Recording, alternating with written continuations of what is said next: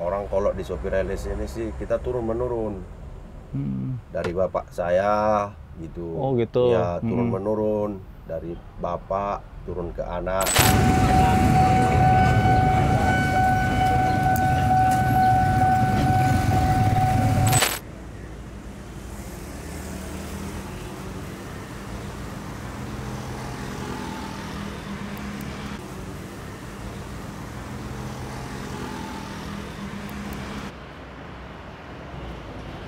Sejak kecil, saya selalu penasaran dengan bus jarak jauh antar provinsi.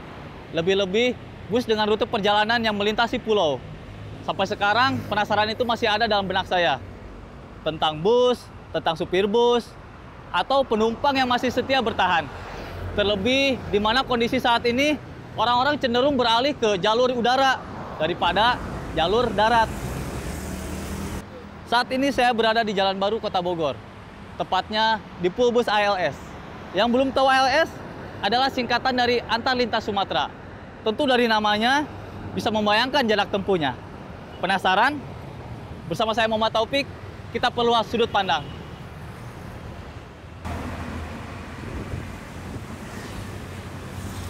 PT Antar Lintas Sumatera atau yang biasa dikenal dengan ALS adalah salah satu perusahaan otobus terbesar di Sumatera. Hingga saat ini, perusahaan otobus asal Mandailing, Sumatera Utara itu masih dinobatkan sebagai trayek bus terpanjang se-Indonesia. Medan Jember, Medan Surabaya, Ya. Medan Jogja, Medan Solo itu ada semua. Tapi paling jauh itu Medan Jember. Timur ya, paling timur Jawa ya. Paling jauh lah itu. Jadi 24 bis dari Medan ke Jawa, Ya, dari Jawa ke Medan 24 bis per hari. perharinya. Jadi 48 bis per harinya. Ya, ya. Kalau angkutan darat, ALS ini termurah. 2.000 km itu hanya 425.000. Bogor Medan. Satu, yang kedua, hanya satu-satunya dia ALS ini ya jalur Medan. Di Bogor Bogor ini. Medan, Bandung Medan. Kalau dari Jakarta banyak kan.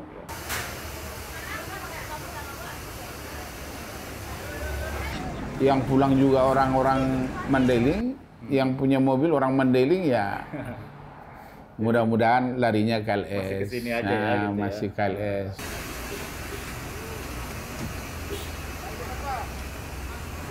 Ya, ini kan perusahaan Mandailing dalam arti si pemilik ALS ini tadi menyerahkan untuk satu orang pegawai biar istilahnya ya dia cari sendiri, usaha sendiri untuk uang jalan, untuk gaji karyawan, karyawannya pribadi kan. Nah itu. Jadi tidak ada istilahnya urusan kantor dalam hal perjalanan Medan Bogor, Medan Jakarta, Medan kemanapun jurusan kan. Itu tanggung jawab supir, tanggung jawab cincu lah intinya. Kalau bahasa Medannya cincu, yang tanggung jawab dalam arti di bis. Ada nggak ada sewa itu urusan mereka.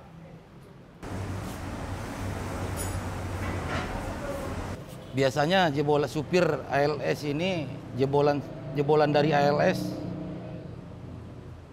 biasanya KPT manapun, KPO manapun biasanya langsung masuk. Karena di Pahala Kencana ada, di Keramat Jati ada, di Lorena pun ada. Semua rata-rata PO dari supir ALS ada. Bahkan Jawa Timuran Eka sendiri pun ada. Bekas mantan supir ALS. Kalau memang ada dia surat kelakuan baik, biasanya ke PO manapun ya pasti diperhitungkan. Ya. Banyak soalnya supir-supir kita yang udah jebolan dari ALS itu ke PO-PO lain banyak. Karena ini ALS ini kan boleh kita katakan ini kan udah PT, perusahaan terbatas, bukan PO lagi. PT ALS yang didirikan oleh 9 orang ini memiliki mekanisme tersendiri dalam pengelolaan armadanya. Mereka mempercayakan armadanya ke seorang supir atau cincu. Cincu inilah yang bertanggung jawab penuh atas bus yang ia nahkodai. Mulai dari pemeliharaan mesin bus, interior bus, hingga upah bagi kru bus itu sendiri. Saya pun berkesempatan untuk berbincang dengan Bang Sadam Nasution, seorang cincu bus ALS 083.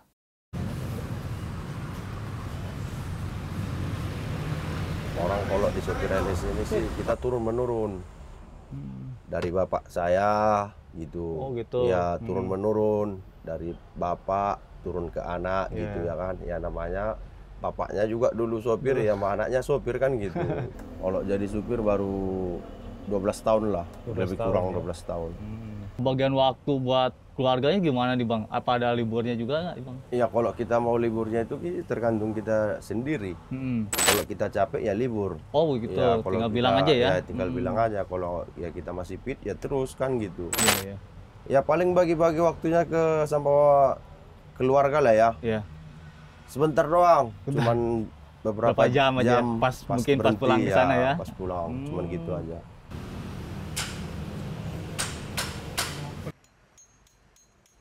Ya kalau di LS ini kita connect dulu. Oh gitu, Ya, awalnya ya? habis jadi connect, berapa tahun nanti jadi connectnya kita baru jadi sopir ya kan.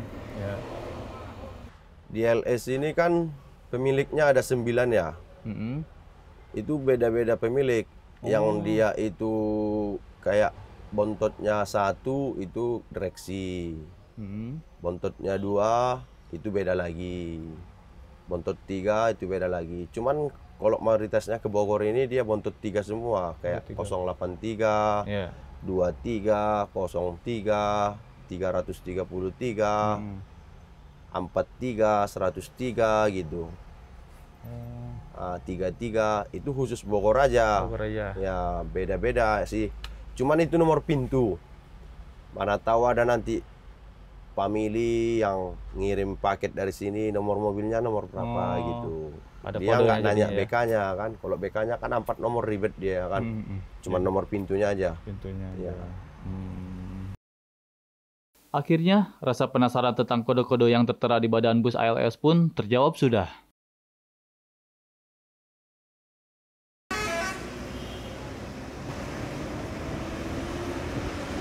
Perjalanan Bogor-Medan memakan waktu 3 hari.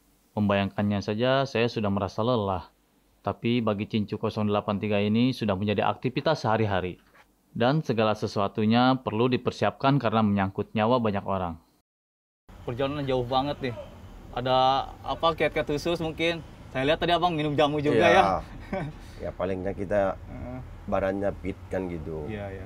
Ah, Penting jaga kondisi kesehatan gitu ya. Kondisi kesehatannya itu harus dijaga kan gitu kan. Ya namanya perjalanannya jauh dari Sumatera sampai Jawa ya kan, yang dibawa kan manusia kan gitu.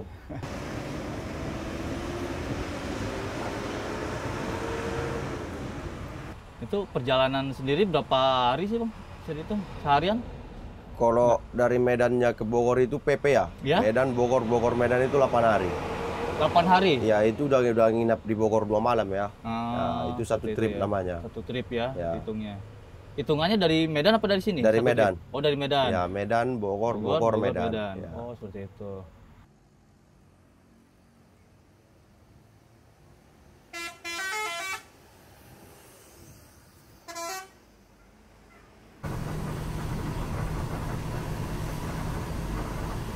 Perjalanan sendiri kan jauh banget nih. Iya. Apa ada titik-titik tertentu buat stop dulu atau istirahatannya? Iya, kalau kita berangkatnya dari Bogor, Hmm, ntar kita makannya di Merak. Merak, Iya, setelah itu kita naik kapal, nyebrang. ya.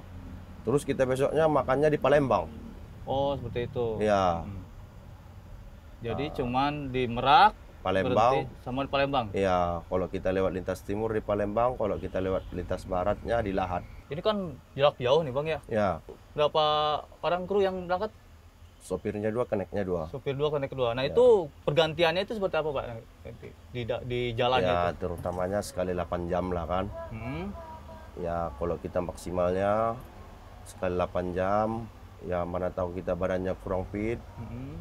Ya paling nanti mana tahan di situ gantian. Nggak ada sistem patok-matok itu nggak Oh ada. jamnya nggak ada Nggak patokan ada. yang penting itu ganti nih gantian gitu ya. gantian. Seperti itu ya. Oh seperti itu. Nah misalnya lagi perjalanan ini nih pernah ada kendala gitu kerusakan abang? Ya palingnya bocor ban gitu. Oh, seperti itu aja ya. Yang lain mesin segala Yang macam lain nggak jarang terlalu- lah ya. Jarang ya, karena sudah Iya, udah diservis dulu servis dari duluan ya. gudang baru berangkat gitu kan. Tapi pernah mengalami juga. Pernah, Hmm. ada pernah juga ngalami rusak mesin di jalan kan. Ya. Kalau udah rusak mesin ya penumpangnya kita oper sama mobil yang lain. Oh, seperti itu. Iya, Di kontak ya, yang iya. LS lain mungkin Kontak gitu. yang di mobil yang di belakang kan gitu. Untuk penumpang sendiri nih Bang, nunggu penuh atau emang sesuai jadwal aja berangkat? Enggak, sesuai jadwal Ya, aja kalau berangkat. kita 2 malam di Bogor ini, kalau harinya kita berangkat, kosong berangkat. Oh gitu. Iya. Walaupun satu orang Iya, berangkat. Hmm. Ya kan nggak pernah satu orang kan gitu. Iya, tapi ada aja ya. Nah, paling tidak separuh. Hmm. Paling nambah-nambahnya nanti paket lah kan. Iya, Barang-barang itu tambah-tambahannya. Ada kejadian unik ya Bang selama Abang perjalanan? Ya mungkin ada penumpang ketinggalan itu lagi itu apa? Iya, namanya sih orang banyak ya kan. Heeh. Kadang pernah juga kayak gitu, ketinggalan di rumah makan. Ya Gimana orang tuh? udah dibilang naik gitu, dia begitu ya, dia lama-lama di rumah makan. Ntar diantar rumah makan lagi, kalau enggak mobil yang belakang yang bawa. Kalau udah kita tunggu gitu. tuh ya kan. Heeh. Kadang dia waktu istirahat itu bisa ketiduran dia. Ya, kadang dia ketiduran di masjid itu ya kan. Ada ya seperti Ada juga. Yang tadi Abang bilang di Sumatera sana terbagi dua arah ya? Iya, Ada yang ada lintas timur, ada timur. lintas barat. Nah, itu boleh tahu Bang, lintas timur tuh melewati kabupaten apa aja dan barat melewati apa aja? Kalau lintas timur dia kita dari Bogor ini ya maksudnya lintas timur yang kita lewatin itu Palembang, Jambi. Ya. Nah, nama-nama kota besarnya itu kan Iya. Palembang, Jambi, terus keluarnya Morabungo. Kalau kita dari lintas baratnya, sekarang kan udah ada tol ya. Ya. Kita udah jarak tempuhnya itu udah jauh Iya, iya. kita lewatin kan. Kalau kita keluarnya di Palembang, biasanya kita keluarnya dari Palembang itu dari Sekayu, keluarnya Lubuk Linggau, baru nanti Singkut, Sorolangun, Bangko, Morabungo, Padang, baru nanti kita perbatasan Sumatera Barat sama Sumatera Utara. Kebanyakan itu Ya, yang ke daerah mana? Barat apa yang ke timur tadi? Barat. Kebanyakannya Iya. ke sana. Oh. Kalau mobilnya dari Bogor ya kan, Iya. itu kan terbagi-bagi, ada mobil dari Bogor ini kita lewat sini, yang dari Klender dia lewat sana kan Oh, gitu. seperti itu ya. Kita nggak boleh lewat sembarangan lewat terus. Ada ininya khusus ya. Ada khusus-khususnya.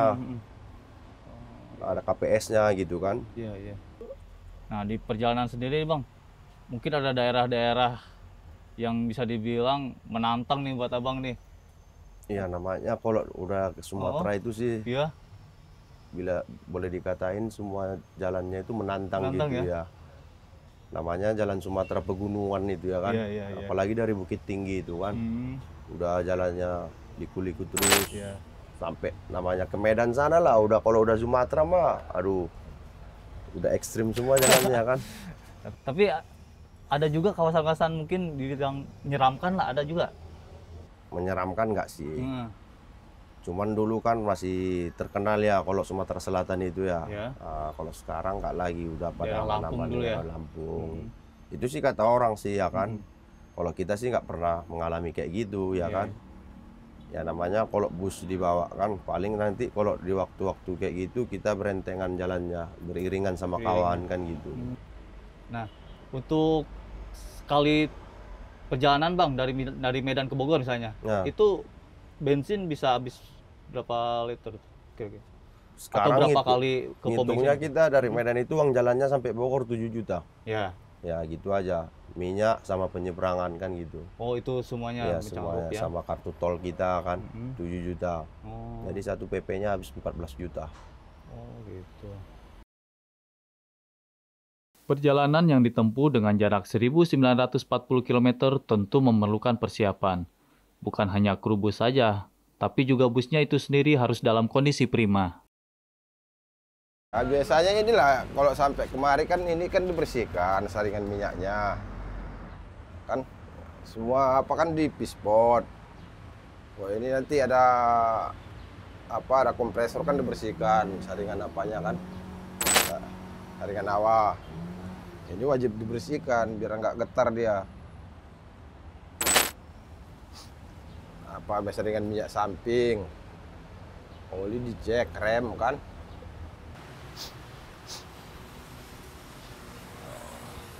Oh ini kan pernya kan wajib diperiksa, entah ada yang patah kan, entah ada yang patah, kupingan dikunci.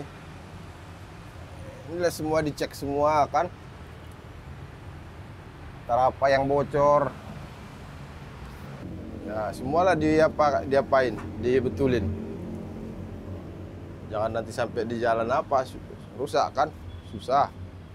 Di jalan kan kita udah tahu entah mana yang mau dicek kan. Kan kadang kalau di jalan kan udah tahu. Kalau tenaganya kurang kan saringan minyak dibersihkan kan.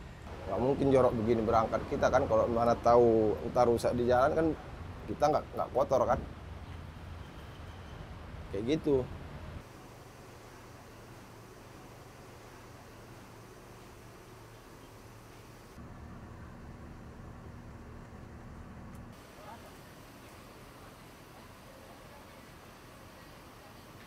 Bis itu lebih santai gitu. Kalau emang darurat, emang enakan pakai pesawat. Kalau cuman pengen santai aja lah, istilahnya pengen jalan jauh tapi agak santai, lebih ikut bis saja. Gitu. Kata orang-orang, bis ini emang enak dipakai gitu kalau jauh gitu. Tapi semoga aja lah apa yang dikatakan orang itu benar gitu. Soalnya pertama kali ikut bis ini gitu. Kan kalau naik mobil itu mah lebih santai kan, kita lagi nggak kerja ini, jadi waktunya lebih banyak gitu. Jadi kalau naik pesawat itu kan harus buru-buru gitu ya, ongkosnya juga lebih mahal gitu. Kalau naik bis itu seru gitu, jadi banyak kenalan gitu aja. Berangkat tidak punya siapa-siapa, pulang punya saudara. Itulah kelakar yang sering kita dengar dari penumpang ALS. Lamanya perjalanan menimbulkan terjalinnya komunikasi antar sesama penumpang.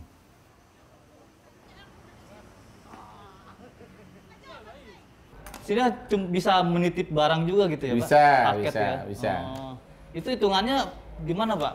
Per kilo ada, kilo. per potong ada. Oh, seperti itu. Nah, untuk misalnya kata Bapak tadi ada juga penumpang yang bawa barang, itu tetap kena cas juga Iya, si barangnya itu. kena cas kalau lebih dari 2 potong. Cuman harganya itu ndak ada harga patokan, harga keluarga aja. Oh, seperti itu ya. Seikhlasnya, Pak ya. Seilasnya aja. Setiap dari kita jika berpapasan dengan bus ini pasti akan bertanya-tanya tentang tumpukan barang yang berada di atas atap bus. Keberadaan barang-barang tersebut seakan sudah menjadi ikon bagi otobus yang sudah berdiri sejak tahun 1966. Tak salah jika mereka dijuluki si Raja Paket.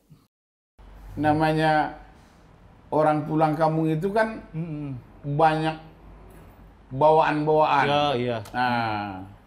Nah, disitulah kadang-kadang dukanya. Kadang-kadang itu namanya orang satu kampung, satu daerah. Nah, kita nggak tega ngelihatnya. Kalau umpamanya ditagih ongkos barangnya, rumit kan? Iya, iya. Jadi, kalau sukanya ya Lebaran. Barang ya. Itu enak lah. Orderan juga banyak ya. Nah, kalau mau Lebaran itu bisa 3 satu hari berangkat. 4 bis, 3 bis satu hari. Oh, seperti itu. Nah, itu. Tapi kalau hari-hari begini, banyak dukanya. Harapan saya itu, ya bertahan aja udah syukur. Tapi harapan ya lebih maju lah. Amin, amin. Lebih maju. Tapi ya kalau memang ekonomi kita ini membagus, saya yakin ALS ini juga maju. Maju ya. Amin, amin. Ya. Dan semoga pandemi juga Kembali ke tempatnya. Jadi normal kembali ya, Pak ya. Bang Sadam, Bang Ucok, Pak Nasution adalah mereka-mereka yang terdampak langsung dari badai COVID-19. Kita hanya bisa berharap badai itu cepat berlalu.